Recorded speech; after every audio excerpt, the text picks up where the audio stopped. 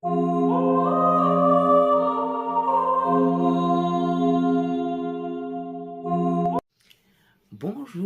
j'espère que vous allez bien. Bienvenue sur ce nouvel épisode de podcast. Si jamais vous arrivez par hasard grâce aux suggestions de YouTube, moi c'est Déborah, je suis teinturière de laine de façon artisanale et je teins sous le nom des Petites Potions.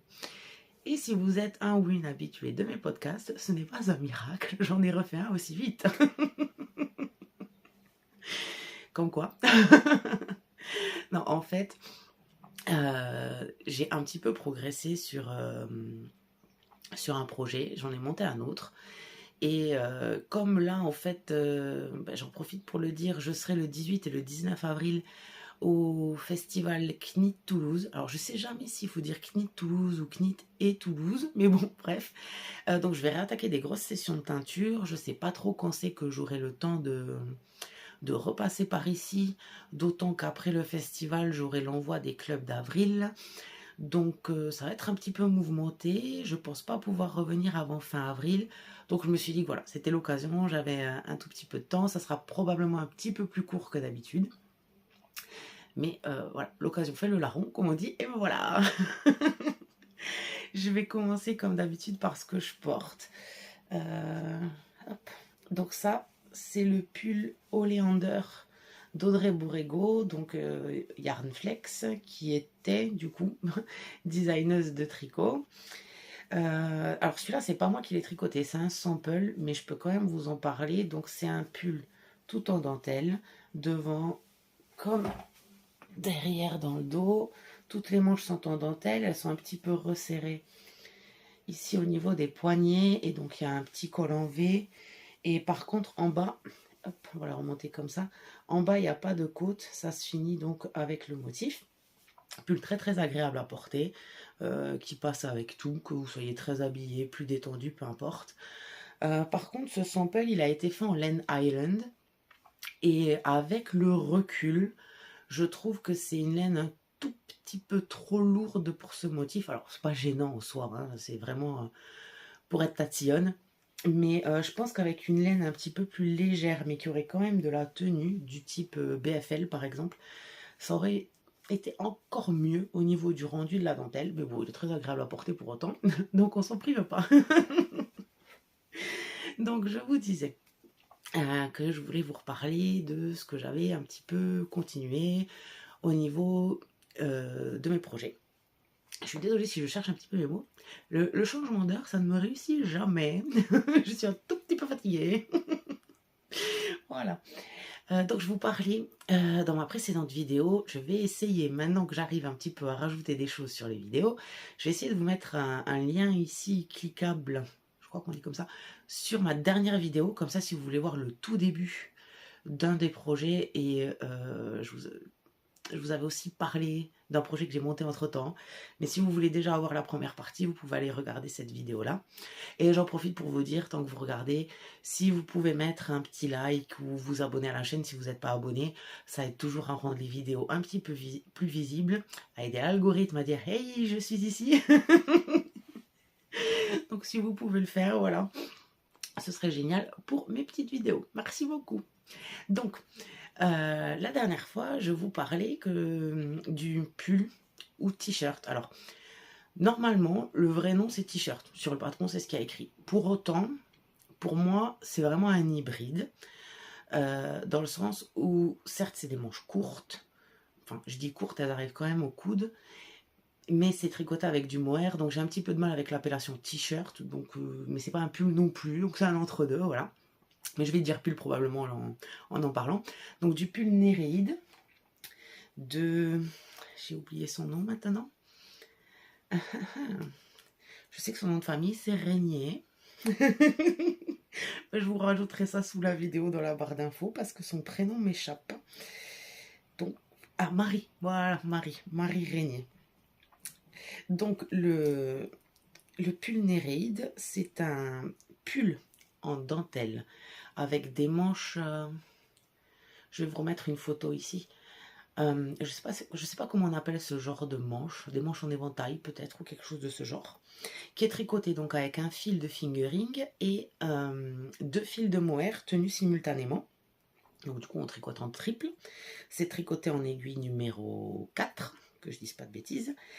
Et par contre on le commence par le bas. Donc, je vous montre où c'est que j'en suis, parce que la dernière fois j'avais fait que le rang de montage je crois, et vous aviez peut-être le début d'un motif, ou j'avais peut-être fait un motif complet déjà. Je ne sais plus, mais j'ai quand même un petit peu avancé. Hop. Donc j'ai, si je dis pas de bêtises, 1, 2, 3, 4, 5, 6, 7, 8. J'ai 8 répétitions du motif. Donc vous voyez, on fait un motif en forme de cœur. Je ne sais pas si ça va se voir. Là, voilà, on voit bien que c'est un cœur. Et un motif, une sorte de torsade avec des jetés. Alors ce qui est drôle, c'est que vous ne voyez pas tout à fait sa vraie couleur. Il est plus vert que ce que vous pouvez le voir dans l'écran. Il paraît beaucoup plus bleu. Mais il est plus vert, vrai, promis. Il va falloir me croire sur parole. Donc comme je vous disais, on commence avec un montage en I-cord. Un vrai montage en I-cord, pas juste une I-cord où on relèverait les mailles, un vrai montage en I-cord qui le rend quand même très très souple comparé à un I-cord traditionnel où on relèverait les mailles. Et après en fait c'est une répétition de motifs. Alors ça demande un petit peu de, comment dire, d'être concentré sur le patron, parce que ce motif là et ce motif ici n'ont pas le même nombre de rangs en hauteur pour la répétition, donc il y a forcément un moment où on est en décalage. Pour autant, le motif avec les petits cœurs se retient très facilement, il est assez intuitif, donc ça se fait quand même assez facilement. Par contre, comme tous les pulls qui sont montés par le bas, qui sont commencés par le bas, ben, on ne peut pas vraiment faire d'essayage, bon, même si là, on voit que ça va aller, c'est pas le problème, mais on ne peut pas vraiment faire d'essayage. Et moi, en fait, mais ça c'est tout à fait personnel, quand je fais un pull, j'ai besoin de le voir avancer en fait. Et là, le fait est que comme on commence par en bas et que ça reste, il n'y a pas d'augmentation ou de diminution pour donner une forme, c'est vraiment du tout droit. En fait, j'ai l'impression que je n'avance pas. Et comme le motif est très répétitif, ça ajoute, si vous voulez, un petit peu de lassitude parfois. Donc là, j'ai fait 8 motifs. Si je dis pas de bêtises et que mes calculs sont bons, il m'en faudrait 13 ou 14 avant de faire la séparation du devant et du derrière. Donc je pense qu'une fois que je serai arrivé là, ça ira beaucoup mieux. Surtout que qui dit devant derrière dit moitié moins de mailles, même s'il y aura des rangs en vert, mais bon, c'est pas, vu le motif, c'est pas vraiment un problème. Donc il me tarde vraiment d'arriver à ce morceau là, et je vais en profiter pour vous remontrer les laines. Donc comme je vous ai dit, c'est un mélange de 3 fils. Faut oublier de les sortir. Donc j'ai mon fil, j'essaie de vous trouver le meilleur endroit pour qu'on voit la vraie couleur. C'est pas trop mal, bien que j'ai un reflet de luminosité, mais... Donc ça c'est un fil à chaussettes classique, base sock, 75% superwash mérino, 25% nylon, dans mon coloris Milky Mint. Voilà, dès que j'approche en fait c'est trop bleu. C'est donc vraiment un vert menthe mais pastel, que j'ai mélangé avec... il a à peu près la bonne couleur. Un mohair bleu. Alors ça c'est une recette que j'ai inventée sur le moment pour moi. Peut-être je la referai pour la boutique, je sais pas. Mais voilà, c'est un bleu qui a un soupçon de vert dedans, mais très léger. Et ensuite, le mohair en coloris. Alors celui-là, il va pas sortir de la bonne couleur. Là, peut-être c'est un peu mieux. Si j'ai un papier blanc derrière. Non plus. Et si je l'approche... Ouais, non, il est trop bleu. C'est un vert un peu vif, en fait. Et les trois mélangés, donc, du coup, ça donne ce résultat qui est plus vert, comme je vous le disais. Mais ce qui est sympa, c'est que selon comment la lumière lui tombe dessus, il est plus bleu, plus vert. Et ça donne vraiment un effet un peu sirène, moi, que je voulais dessus. Donc, je suis assez contente de la couleur. Ça, voilà. Bon, c'est pas, voilà, c'est pas le pull sur lequel je m'amuse le plus, mais ça monte bien. Et j'ai hâte de le voir, de voir la séparation, en fait. Voilà. Et donc, ce tricot, je le tricote en binôme avec ma tricopine. Virginie, si tu passes par là, bisous. qui elle le fait dans des coloris beaucoup plus pétard, on va dire ça comme ça, avec du rose fluo, du jaune fluo. Ça lui donne un petit côté un peu bonbon, mais c'est vraiment très sympa aussi. Et donc du coup, comme j'avais un petit peu ce sentiment de lassitude, enfin pas de lassitude, c'est plus en fait l'impression de répéter toujours le même rang, mais pour autant de ne pas avoir l'impression d'avancer tant que ça, parce que chaque motif, je crois que je l'ai mesuré, chaque motif me fait 2,3 cm de hauteur, et il faut faire 36 cm avant d'arriver à la séparation. Donc en fait, même quand j'ai fini un motif, je me dis, ah, j'ai avancé que de ça. Pourtant, moi je suis quelqu'un je n'ai vraiment aucun problème, par exemple, à répéter beaucoup de rangs de jersey. Ça, je sais qu'il y a des gens que ça fatigue de faire du jersey, des mères de jersey, comme on dit. Non, c'est pas vraiment un problème pour moi. Par contre, quand je fais un motif et que je ne vois pas la chose avancer, c'est plus lassant parce que ça me demande plus de concentration pour pas faire d'erreur dans le motif. Ça, c'est propre à chacun. Donc, du coup, je cherchais en fait à avoir un autre projet à côté pour ne serait-ce que une fois de temps à autre. Alors finalement dans mon rythme de tricot ça ressemble à le dimanche, voilà, avoir un autre projet pour me changer un petit peu de ce que je fais toute la semaine parce que voilà, j'ai pas un temps de tricot très long la semaine, c'est plus des petits coups par une demi-heure par-ci, une demi-heure par-là.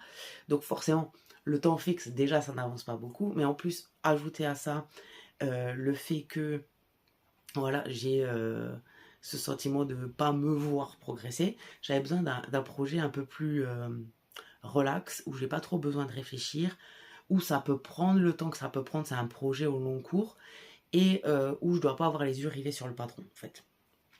Alors, au début, je me suis dit, bah, je pourrais en profiter pour remonter mes chaussettes, parce que j'ai...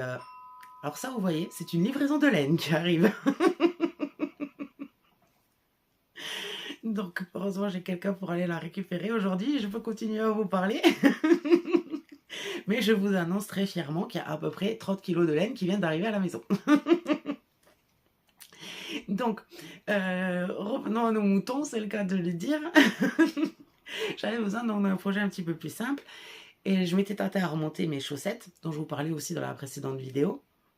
Et puis je me suis dit en fait que c'était pas une bonne idée parce que j'ai avancé sur ma réflexion de ce qui allait pas dans mes chaussettes pour les rendre vraiment parfaites, non pas en termes de tricot, mais parfaites en termes de confort pour après pouvoir les porter.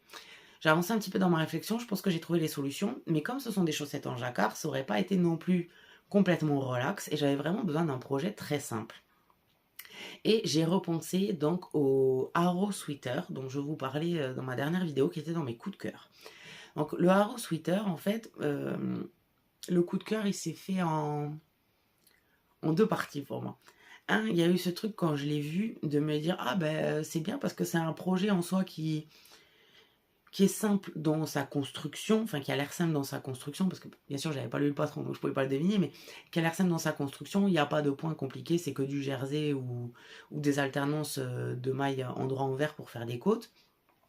Je m'étais dit il y a peut-être un tout petit peu de technique pour faire le col, et ben moi c'est le petit truc que j'ai besoin pour me motiver, c'est de me dire bon ben voilà c'est du tout simple et à un endroit j'ai un petit passage un petit peu plus technique avec une difficulté, quelque chose où il va falloir mettre un petit peu d'attention.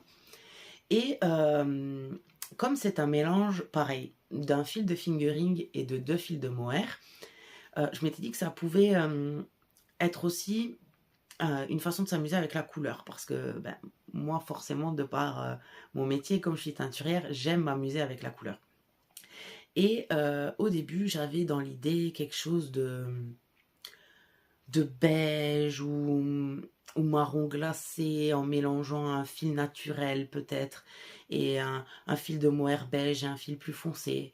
Et puis j'avais peur que ça fasse trop... comment dire, j'ai oublié, trop chiné, voilà, je cherchais le mot, trop chiné. Donc j'ai réfléchi un petit moment et puis il se trouve que le second aspect qui me plaisait beaucoup dans ce pull, donc il s'appelle Haro qui veut dire flèche et ben moi je suis sagittaire, j'ai pas forcément une passion pour l'astrologie, mais je suis attachée à mon signe astrologique et je trouve qu'il me correspond bien. Bon, ça c'est un autre débat, mais voilà. Et donc du coup, bah voilà, j'avais vraiment envie de faire ce pull et je cherchais une couleur. Et en fait, j'avais dans l'idée de le faire en violet. Parce que c'est vrai que dernièrement, euh, je sais pas si c'est une histoire de complexe ou de vouloir rentrer dans une case facile. Je sais pas trop en fait. Bon, des fois c'est un petit peu compliqué, comme je pense pour tout le monde, dans ma tête à ce niveau-là. Mais c'est vrai que j'étais beaucoup sur des couleurs très neutres, très... Alors qu'en fait, au fond de moi, j'adore la couleur. J'aime les couleurs très vibrantes, très intenses. Donc, et ma couleur préférée, c'est le violet. Enfin, violet et vert, voilà, généralement ça tourne autour de ça. Mais surtout le violet. Et donc je cherchais le violet. Et en fait, et ce qui est bête, c'est que j'ai complètement oublié d'en prendre. Je vérifie si j'en ai pas derrière moi. Mais il me semble pas que j'en ai derrière moi. Non. Non, non, non, non, non. J'essaierai de vous rajouter une petite photo ici. J'avais donc en tête soit mon coloris Obsession, qui est un violet très intense, mais un violet froid qui tire beaucoup sur le bleu. Et selon la base, c'est plus ou moins, on voit plus ou moins que ça tire vers le bleu. Soit j'avais mon coloris Sorcellerie, qui est lui, à l'inverse, un violet très intense, mais plutôt chaud. Et j'hésitais entre l'un, entre l'autre. Et ben finalement, j'ai fait un mix. C'est-à-dire que au début, je me suis dit, choisis une des deux couleurs, utilise-la pour le fil de fingering, prends un mohair de la même couleur et un autre mohair de l'autre couleur. Mais pareil, j'avais un petit peu peur de ce côté chiné qui, autant des fois je trouve ça intéressant, autant là, ça me parle pas sur ce modèle. Donc, eh bien, j'ai mélangé les deux recettes et j'ai créé un troisième violet. Voilà, ça c'est l'avantage d'être teinturière. Par contre, je sais pas si c'est un coloris qui sera disponible sur la boutique. Pour le moment, voilà, il est dispo sur mon pull, ça c'est une certitude. Mais je sais pas si après je vais développer la recette. En tous les cas, je l'ai noté au cas où j'ai pas assez de fil ou quoi que ce soit. Mais voilà. Donc du coup, je vais vous montrer ça. Alors, est-ce que je vous montrerai le fil en premier? Désolée pour le bruit du sac. Mais qui dit laine et qui dit vivre avec des animaux dit il faut garder la laine dans les sacs. Donc voilà à quoi. Ah, il n'est pas tout à fait de la bonne couleur. Il est un petit peu plus foncé en vrai. Un tout petit peu plus foncé. C'est vrai qu'aujourd'hui, il fait une lumière très blanche dehors. Et ça modifie un petit peu les couleurs. Mais il est un petit peu plus foncé. Et le mohair qui est exactement la même couleur. Hein. Mais vous voyez, quand on dit que suivant la base, la couleur change, là vous en avez l'exemple parfait. Donc tout est un petit peu plus foncé et peut-être un tout petit peu plus intense en vrai.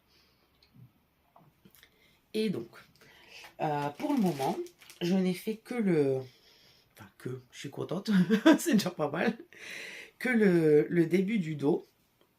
Parce qu'en fait, j'ai pas regardé tout le patron. Parce que, alors d'habitude, quand je tricote quelque chose, je lis d'abord le patron entièrement pour savoir un petit peu où c'est qu'on va aller.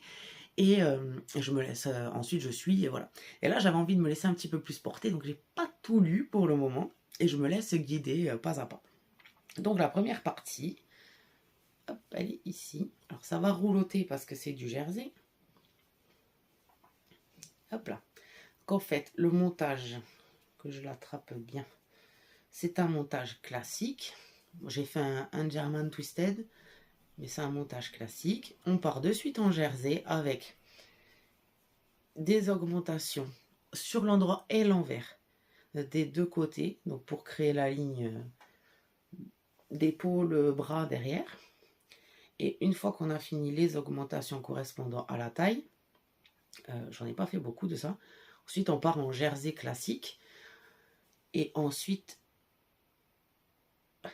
j'adore le faire bouger parce que lui, c'est pareil, selon la lumière, et il est plus ou moins... Du coup, comme j'ai mélangé du froid et du chaud, il est plus ou moins froid, plus ou moins chaud. Et donc ensuite, on viendra sur le rang de montage récupérer, hop, ici, de quoi faire les deux devant. Et quand on aura la même distance, on va dire, faite derrière et devant, on passera au tricot en rang pour finir le corps. Juste je vous préviens au cas où, parce qu'il y a quand même un petit truc qui m'a chiffonné quand j'ai acheté le patron et que je l'ai lu. C'est que il est bien précisé dans le patron. Alors après c'est précisé. On ne peut pas dire qu'on achète à l'aveugle, c'est précisé. Que compte tenu de la formation du col, je vais vous remettre aussi une photo ici. Donc en fait le col part de très bas pour créer cette flèche. Et le numéro d'aiguille est beaucoup plus petit, c'est-à-dire que le tricot, le corps en lui-même se tricote en aiguille numéro 5 et le col se tricote en aiguille numéro 3, donc ça va quand même pas mal resserrer l'affaire. Il est dit sur la fiche, je crois que c'est sur la fiche Ravelry, parce qu'on peut pas l'acheter sur Ravelry, il faut aller sur le site de la designeuse, dont je vous mettrai le nom en dessous, parce que j'ai complètement oublié son nom, d'autant que il me semble que c'est un nom norvégien, donc même si je l'avais, c'est même pas la peine que j'essaye de le dire de toute façon. Sinon, la pauvre, je vais lui abîmer son nom. Et donc en fait, il est dit que le tricot peut avoir un potentiel à remonter un petit peu au niveau du devant, et que donc il vaut mieux laisser le bas du tricot en attente pour pouvoir le rallonger éventuellement après le col. En soi, comme c'est écrit, ça me tracasse pas plus que ça. C'est écrit, on est prévenu. Si après on est un petit peu tatillon, on pourrait dire que ça aurait pu être calculé, que quelque part il y ait des augmentations ou de quoi faire peut-être comment on appelle ça, un bust dart. Ça c'est le problème de quand on tricote en anglais, qu'on tricote pas en français, on trouve plus les mots. Enfin l'augmentation qu'on peut faire au niveau de la poitrine si vous voulez pour que le pull se plaque, donc, et n'ait pas ce côté qui remonte. Et pince poitrine. Pince poitrine. Vaut mieux tard que jamais.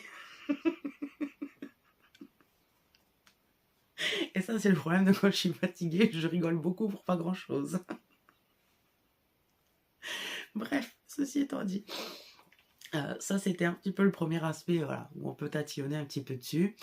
Seconde chose, c'est l'histoire d'aisance. En fait, c'est un pull qui est supposé avoir environ 20 cm d'aisance. Pour autant, il est écrit dans le patron que l'aisance diminue au fur et à mesure que les tailles augmentent. Ce qui est, si vous avez regardé ma précédente vidéo, quelque chose qui généralement me ouf un petit peu. Parce que c'est juste presque dire qu'on fait de l'inclusif pour faire de l'inclusif, mais qui en fait n'en est pas parce que vous n'aurez pas le même résultat. Bon là, le fait est que moi, avec ma taille de tour de poitrine, j'arrive à, en rajoutant les 20 cm d'aisance, j'arrive à une des tailles disponibles. Donc, en soi, pour cette fois-ci, c'est pas gênant. Mais, si j'avais suivi les préconisations du patron, c'est-à-dire que elle vous met en fait à quelle taille correspond, enfin, quel tour de poitrine correspond à quelle taille. Si j'avais pris mon tour de poitrine et la taille correspondante, j'avais pas les 20 cm d'aisance. Donc moi j'ai pris une taille après pour avoir quand même ces 20 cm. Mais voilà, selon votre tour de poitrine de base, vous pouvez vous retrouver coincé sur ce genre de patron. Ce qui est le même cas chez Petit Technique qui fait souvent ça. Il y a pas mal de designers qui ont ça dans leur patron. Je sais pas comment ça peut être corrigé. Je sais même pas si clairement ça peut être corrigé vraiment. Mais voilà, il faut juste que vous soyez au courant. Donc voilà, j'ai 2 projets en cours. Ce qui est plutôt raisonnable. Bon, si je m'écoutais, franchement, je pense que je pourrais avoir 10 projets en cours. Mais il y a un moment, il faut être un petit peu rationnel. C'est-à-dire que si j'avais 10 projets en cours, j'en finirais jamais aucun. Donc, comme j'aime quand même voir un petit peu où c'est que tout ça me mène et avoir à un moment un objet fini, 2 c'est pas mal. Et je pense qu'en fait, je vais essayer de voir si ça fonctionne pour moi, mais je vais essayer d'avoir toujours 2 projets en cours. Et de me dire, voilà, tant que j'en ai pas fini un des 2, je monte rien d'autre en fait. Et toujours avoir un projet qui me demande un certain engagement, comme là le Néréide, et avoir un projet qui me demande moins d'engagement, comme le Haro.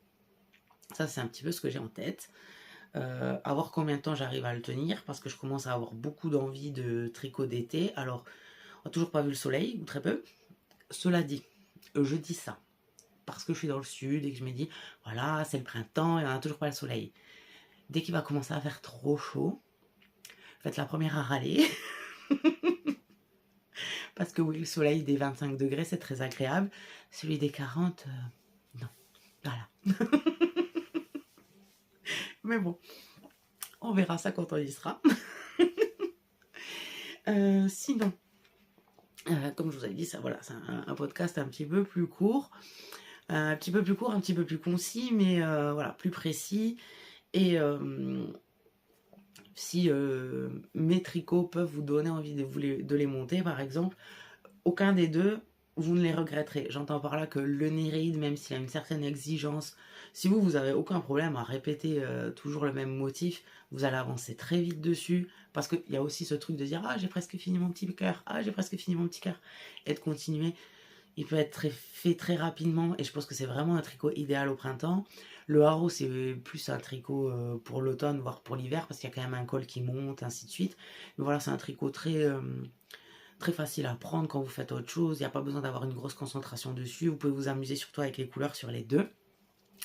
Mais j'ai quand même envie de tricot d'été, ce qui est assez étonnant de ma part, dans le sens où je crois, si j'ai tricoté un débardeur, c'était un modèle d'Audrey. J'ai pas le nom qui me revient, mais j'avais tricoté un débardeur une fois et j'ai jamais retricoté de tricot d'été, dans le sens où, comme je vis dans une région où il fait quand même assez chaud, hormis le fait de porter du coton, c'est un peu compliqué quand il fait très très chaud. Mais, entre-temps, j'ai découvert le Mérino Tencel qui, je trouve, alors ça c'est pareil, c'est très propre à chacun, mais moi qui m'est assez facilement supportable malgré la chaleur, ça je le sais parce que quand je le teins, en fait, je l'ai beaucoup dans les mains, et si déjà j'ai pas trop les mains qui ont chaud, c'est déjà bon signe. Et j'ai aussi découvert le BFL bambou. Alors même si le bambou c'est un petit pourcentage dans la composition, moi personnellement j'ai toujours trouvé le BFL assez léger à porter. Donc à voir si je pourrais pas supporter certains tricots d'été. En tous les cas, j'ai deux modèles en tête. Je crois que c'est Egg d'Audrey Borrego toujours. Alors l'avantage avec les patrons d'Audrey, c'est que bon, maintenant ils sont tous gratuits depuis qu'elle a arrêté et qu'elle nous a laissé ça gratuitement, et c'est encore merci Audrey, on te fait un petit coucou. C'est que je sais que les patrons d'Audrey, je peux y aller les yeux fermés, en fait, ça marche toujours. Donc voilà, il y a déjà cet avantage là. Et puis je trouve le modèle très sympa. Par contre, j'arrive pas encore à savoir quelle couleur je veux. Je sais pas si je pars sur un coloris avec des tout petits, un peu variés, mais du ton sur ton quand même, avec des tout petits speckles, ou si pour qu'on voit mieux le motif, je pars sur un uni. Mais alors si je pars sur un uni, je vais avoir tendance à avoir envie d'un bleu, mais je trouve ça presque trop simple. Et si je pars sur un ton sur ton avec des petits speckles, je vais peut-être avoir envie d'un truc très pétard. Et s'il faut, ça va finir en jaune fluo. Je me connais. Donc voilà. Et après, j'ai très très envie aussi au niveau de tricot d'été du Teotihuacan, je pense. Est-ce que ça, je ne l'ai pas du tout noté. Ça vient de me sortir. Enfin, je viens d'y penser. Donc voilà. De Nomad Stitches, qui est un patron au crochet, avec de la mosaïque au crochet. Alors, il y a deux choses. J'ai très envie de faire du crochet, donc ça me motive, et j'adore faire la mosaïque. D'autant qu'au crochet, je suis assez rapide. Je suis plus rapide au crochet qu'au tricot. Donc, je sais que ça monte très vite, mais j'ai eu des retours très différents sur le sizing. Et donc, je suis un petit peu perdue sur quelle taille il faudrait que je choisisse. Et l'autre chose qui me tracasse un peu, c'est que le col monte quand même très haut. Et je sais que en été, moi, j'aime bien avoir le col assez dégagé, parce que je suis un petit peu claustro sur les bords, donc ça ne m'aide pas beaucoup. Autant en hiver, les cols roulés me gênent pas, s'ils sont pas trop serrés. En été, je sais pas. Donc, c'est en réflexion tout ça. Je vais vous mettre ça donc. Et je vous mettrai aussi les liens Ravelry en dessous. Donc voilà, ça c'est mes petites envies. Et j'en profite parce que j'aime bien faire cette petite partie coup de cœur.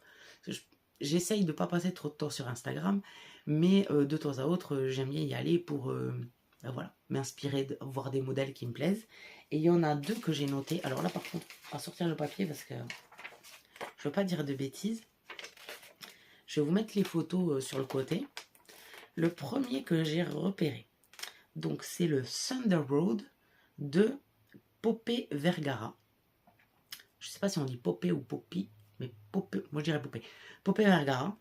Donc en fait, c'est un patron qui est tricoté en triple fil. C'est du triple dentelle, donc 3 fils de mohair en fait. Et comme vous pouvez voir, donc voilà, c'est un motif de torsade mais assez aérien, avec ce petit twist couleur que je trouve super intéressant. Et donc en fait, je pense que le pull doit être assez léger parce que c'est tricoté en 6 mm. Donc du coup, ça nous fait un calibre fingering et demi, on va dire, quasi sport. Et pour autant, c'est tricoté en 6 mm.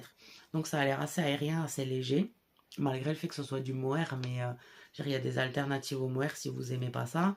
Et si vous aimez bien, voilà, on sait bien que le mohair c'est très aérien, très léger à porter. Et donc le modèle se porte avec 5 à 10 cm d'aisance et il va jusqu'à la taille 168 cm. Donc c'est quand même assez inclusif. Et ensuite, l'autre modèle, et ça va me permettre de faire une petite digression sur son travail, parce que c'est un coup de cœur d'un vieux patron, pourtant que je n'avais pas vu, d'une designeuse française dont j'aime beaucoup le travail, c'est le Senetosa de Marguenet. Donc, pour dire, donc c'est un tricot en fingering qui va jusqu'à 145 cm d'aisance, de tour de poitrine, et qui est supposé être porté avec 5 cm d'aisance. Mais elle a fait un petit post Instagram récemment en parlant de ce modèle, c'est comme ça que je l'ai vu, où elle l'avait tricoté pour sa fille avec 20 cm d'aisance. Et c'est vrai que ça change complètement le design. Et je trouve que c'est super intéressant avec 20 cm d'aisance. Alors moi, quand je vois que ça va jusqu'à 145, je me dis chouette, mais 20 cm, je les mets d'aisance. Donc, c'est vraiment quelque chose qui m'attire l'œil. D'autant que je fais partie des gens qui n'aiment pas trop les rayures. Pas que je les aime pas d'un... Enfin, je trouve qu'elles peuvent avoir un intérêt dans un tricot, ça c'est pas le souci. Mais moi, c'est pas quelque chose que je porte naturellement, ou alors il faut qu'il y ait un jeu dans les rayures, c'est-à-dire que ça soit pas toujours des rayures de même taille. Et si vous voulez, si je dois mélanger plusieurs couleurs, j'ai plus avoir tendance à faire un effet marde. Ça aussi, je vais pas avoir le mot en français. C'est-à-dire alterner deux fils tous les rangs pour avoir un effet un peu flouté des couleurs. Ou faire peut-être un bout de manche différente ou quelque chose comme ça, plutôt qu'aller faire des rayures. Mais Marianne a ce... Je sais pas si c'est un goût particulier qu'elle a ou si c'est un petit défi qu'elle s'était lancé. Elle a beaucoup de patrons qu'elle appelle... Elle appelle pas ça les marinières, elle appelle ça les marianières, il me semble. Et c'est que des modèles de marinières, donc ou du moins inspirés des marinières, mais avec un twist. Et celui-là, le Senetosa, donc, je le trouve d'une réussite. Mais d'une réussite. C'est-à-dire que ça fait des motifs, moi qui me font penser à des coquillages, avec la micro-rayure. J'ai l'impression qu'il y a à peu près 10 millions de possibilités de couleurs qui fonctionneraient dessus. Et ça me permet du coup de faire deux digressions, une sur Marianne et une sur quelqu'un d'autre dont je vous parle juste après. Moi, Marianne, c'est quelqu'un que je connais très peu. On s'est déjà parlé de temps à autre sur Instagram, mais que je connais très peu. Par contre, c'est une designeuse avec qui j'adorerais travailler. Voilà, j'adorerais faire une collab avec elle. Je le dis haut et fort. Il n'y a pas... je cours pas après la collab, clairement. Mais elle, c'est vraiment quelqu'un avec qui j'aimerais travailler. Dans le sens où déjà, tous ses designs sont inclusifs. Et qu'en plus, Marianne fait souvent les photos de ses tricots, soit sur elle, soit sur sa fille, qui ont deux physiques très différents, et du coup ça prouve que le même tricot peut être porté par deux personnes différentes, avec deux physiques différentes, ça marche quand même, et on comprend aussi que ses patrons sont ajustés, sont travaillés, et elle a ce... Je sais pas si on peut appeler ça un don, mais un modèle un peu basique, un peu simple, il y aura toujours le petit twist qui va bien fonctionner. D'ailleurs, ça me fait penser qu'elle a sorti ou remis au goût du jour, je ne sais plus, un patron de t-shirt qui est... Bon, ça c'est un t-shirt tout simple, mais qui a un empiècement de dentelle ici et sur toute la longueur du corps, qui est magnifique aussi. Donc il y a toujours ce petit truc. Et je crois que c'est l'une des rares personnes qui pourrait me faire tricoter quelque chose avec des rayures. Voilà. Qu'on se le tienne pour dit. Et je vous mets le lien de son Instagram et de son Ravelry en dessous. Si vous la connaissez pas, allez voir. Et si vous la connaissez que de nom ou que ça fait un petit moment que vous n'avez pas regardé, euh, franchement, faites le tour de tout son Ravelry. Vous allez forcément trouver quelque chose à votre goût. Voilà. Et donc, ça me permet de faire une petite digression du côté de Julie. Julie, sur les réseaux, vous pouvez la trouver sous le nom... J'espère que je ne vais pas me tromper parce que j'ai tendance à inverser la bique et la punaise. Si c'est pas ça, c'est la punaise et la bique. Mais je suis sûre que c'est la bique et la punaise. Je crois qu'elle a fait des petites vidéos YouTube de temps à autre avec sa fille. Et vous la trouvez assez facilement sur Instagram. Chaque année, elle organise un cal des... Moi j'appelle ça le cal des poissons. Mais c'est pas tout à fait le vrai nom. Ou c'est donne à manger à tes poissons. Ou mange tes poissons. C'est un petit truc comme ça. Qui consiste justement tout le temps de l'été, donc juillet et août, de tricoter une marinière. Et je trouve ça génialissime. Je lui ai demandé si elle allait le refaire cette année, donc elle n'est pas tout à fait sûre parce qu'elle a le projet d'un autre cal en même temps. Mais voilà, si vous la suivez sur Instagram, si elle le refait, c'est donne à bouffer aux poissons. Le cal donne à bouffer aux poissons, voilà. Si vous la suivez sur Instagram, voilà, jetez un œil si elle le refait. Mais c'est vraiment un petit cal, un petit comité, je sais pas combien il y a le maximum de personnes, mais c'est pas un cal avec 3000 personnes, quoi. Super sympa. Il y a toujours des projets qui sortent de ce cal qui sont géniaux. Et du coup, ça me permet de faire le rapprochement voilà, avec les Marianières. J'adore ce mot. Les Marianières de Marianne. Voilà, je crois que j'ai tout dit, que j'ai rien oublié. Encore une fois, je n'avais rien noté à part le nom et les spécificités des deux patrons coup de cœur. Donc, on va supposer que je n'ai rien oublié. Voilà, c'était un petit peu. Voilà, tout à fait, un petit peu. Un petit peu plus court que les fois précédentes. Et d'un côté, je me dis que c'est peut-être pas plus mal. Parce que moi, je sais que si je regarde un podcast, passer les 3/4 d'heure, j'ai du mal à tout regarder. Il faut que je regarde en plusieurs fois. Et faire des podcasts comme ça de 40 minutes, ça serait peut-être plus évident pour moi que de faire des longs podcasts de plus d'1 heure.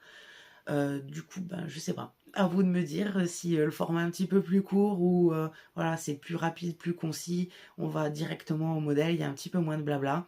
Si ça vous dit. Si jamais vous avez des questions aussi, ça je le dis rarement, mais si vous avez des questions, que ce soit sur mes tricots, sur éventuellement mon métier de teinturière, ce genre de choses, n'hésitez pas à me le mettre dans les commentaires. Soit je répondrai, si c'est vraiment une question très précise vous concernant, je vous réponds de suite dans les messages. Sinon, si c'est une question un petit peu plus généraliste, je répondrai comme ça la prochaine fois dans le podcast et puis ça peut créer des sujets de discussion intéressants entre nous. Voilà, j'ai un petit peu le ventre qui gargouille. Va bientôt être l'heure d'aller manger. Ben, du coup, je vous remercie si vous êtes restés jusque-là. Je vous souhaite de magnifiques tricots, de jolis projets. N'hésitez pas à me dire toutes vos envies de tricot d'été. Si vous avez une marianière de prévu, par exemple. Voilà, je serais contente de savoir tout ça. Je vous souhaite tout le meilleur et surtout, prenez soin de vous. À bientôt!